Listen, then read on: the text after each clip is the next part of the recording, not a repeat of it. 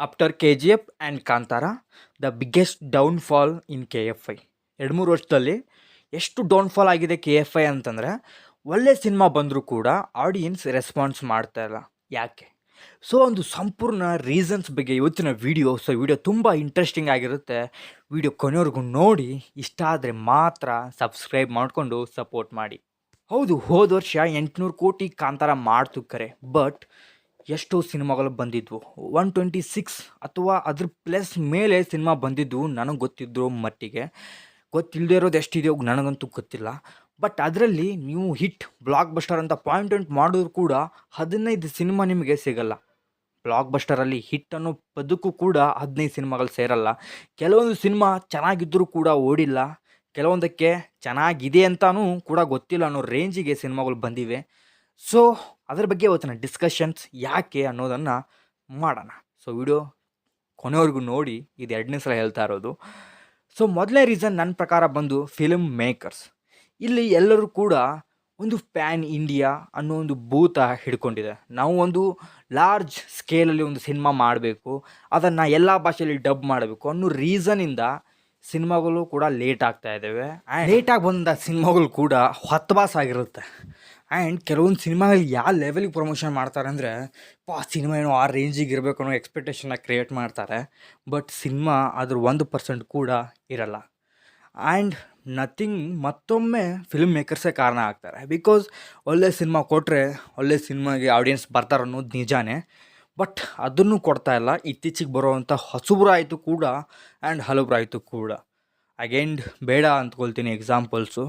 And next, ಕೆಲವೊಂದು promotions and content, ಕೆಲವೊಂದು ಒಳ್ಳೆಯ ಸಿನಿಮಾಗಳು ಕೂಡ ಬರುತ್ತೆ, ಬಟ್ ಅವರು ಪ್ರಮೋಷನ್ ರೀಚ್ ಆಗಲ್ಲ.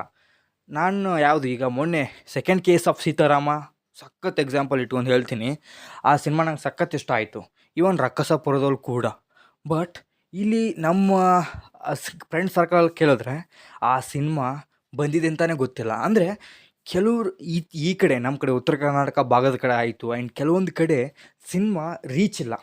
ಸಿನಿಮಾ ಈ ಥರ ಬಂದಿದೆ ಅನ್ನೋದೇ ಗೊತ್ತಿಲ್ಲ, ಆ್ಯಂಡ್ ಸಿನಿಮಾ ಚೆನ್ನಾಗಿದೆ ಅನ್ನೋದು ಕೂಡ ಗೊತ್ತಾಗಲ್ಲ. ಸೊ ಆ ರೇಂಜಿಂದ ಸ್ವಲ್ಪ ರೀಚ್ ಕೂಡ ಕಡಿಮೆ ಇದೆ ನಮ್ಮ ಕನ್ನಡ ಸಿನಿಮಾಗಳಿಗೆ. Next, audience. ಬಿಕಾಸ್ ಆಡಿಯನ್ಸ್ ಕೂಡ ಸ್ವಲ್ಪ ಬ್ಲೇಮ್ ಎದಕ್ಕೆ ಮಾಡ್ತೀನಿ ಅಂದರೆ ಕೂಡ, ನಾವು ಹಿಂದಿ, ತಮಿಳ್ ಆ ಥರ ಸಿನಿಮಾಗೆಲ್ಲ ಹೋಗ್ತೀವಿ, ಬಟ್ ನಮ್ಮ ಕನ್ನಡ ಸಿನಿಮಾಗೆ, ಚೆನ್ನಾಗಿರೋ ಕನ್ನಡ ಸಿನಿಮಾಗೆ ಯಾರೂ ಕೂಡ ಹೋಗಿಲ್ಲ.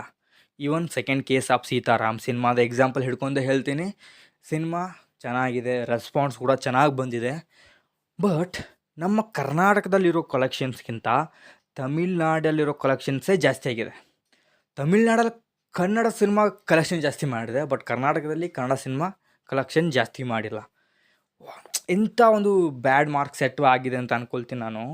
ತಮಿಳ್ ಆಯಿತು, ಯಾರಾಯಿತು, ತಲಪತಿ ವಿಜಯ್ ಆಯಿತು, ರಜನಿಕಾಂತ್ ಅವ್ರ ಸಿನಿಮಾ ಆಯಿತು, ಅವ್ರ ಸಿನಿಮಾ ಯಾವುದೇ ಇರಲಿ, ಎಂಥದೇ ಇರಲಿ, ಹೆಂಗೆ ಇರಲಿ, ಅದರ ಫಸ್ಟ್ ಡೋ ಕಲೆಕ್ಷನ್ ಮಿನಿಮಮ್ 10 ಕೋಟಿ ದಾಟುತ್ತೆ, ಅದು ಕರ್ನಾಟಕದಲ್ಲಿ. ಆ ಸಿನಿಮಾಗಳೇ ಇಲ್ಲಿ ದಾಟುತ್ತೆ, ಬಟ್ ಕನ್ನಡ ಸಿನಿಮಾಗಳು ದಾಟ್ತಾ ಇಲ್ಲ. ಅದು ಹೊಸಬ್ರ ಸಿನಿಮಾಗೆ ರೀಚ್ ಸಿಗದೇ ಇರೋ ಕಾರಣ. ಆಡಿಯನ್ಸು ಕೂಡ ಅದೇ.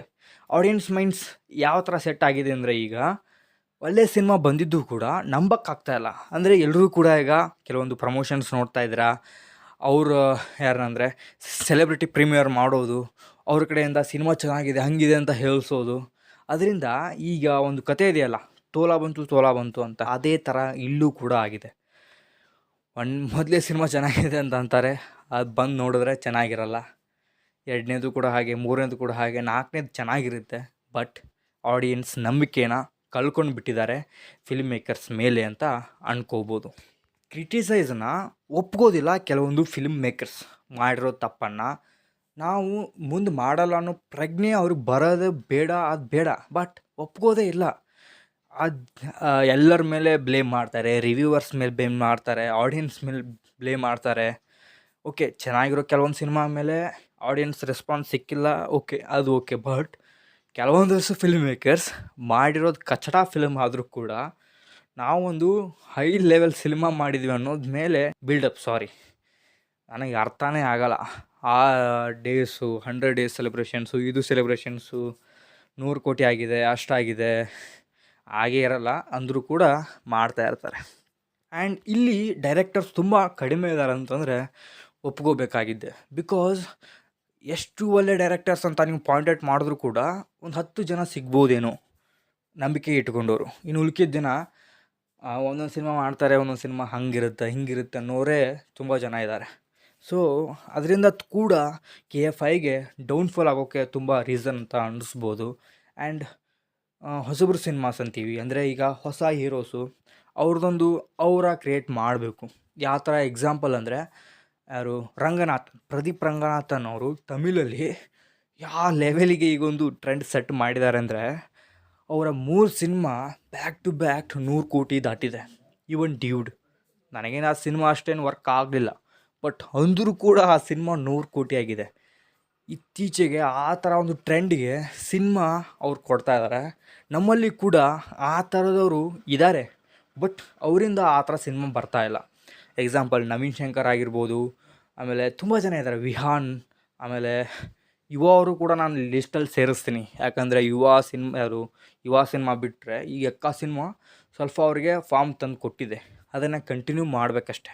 ವಿನಯ್ ರಾಜ್ಕುಮಾರ್ ಅವರಿದ್ದಾರೆ, ಆಮೇಲೆ ಟೈಗರ್ ಪ್ರಭಾಕರ್, ಪ್ರಜ್ವಲ್ ದೇವರಾಜ್, ಅಜಯ್ ಕೃಷ್ಣ, ತುಂಬ ಜನ ಇವರೆಲ್ಲ ಇಂಡಸ್ಟ್ರಿಗೆ ಗೊತ್ತು, ತುಂಬ ದಿನದಿಂದನೇ ಇದ್ದಾರೆ. ಬಟ್ ಸಿನಿಮಾಗಳು ಅವ್ರದ್ದು ಬಂದಿದೆಯಾ ಅನ್ನೋದೇ ಗೊತ್ತಾಗಲ್ಲ.